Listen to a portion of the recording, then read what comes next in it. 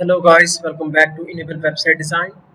In this video, I will show you to display Elementor pop-up on some particular pages in your website. If I go here in website dashboard, and now here I have a pop-up,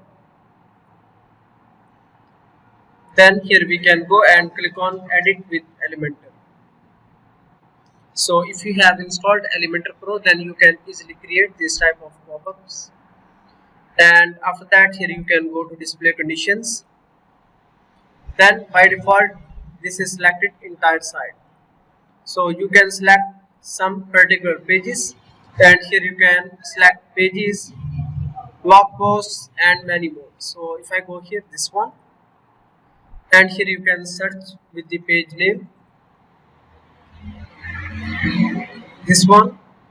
So now it will show on only this page. Then click on next button, and after that here you can select page load time, then click on next button,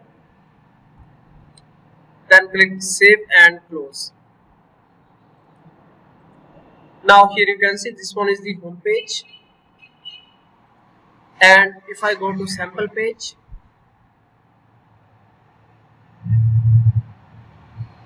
now here you can see pop-up is available.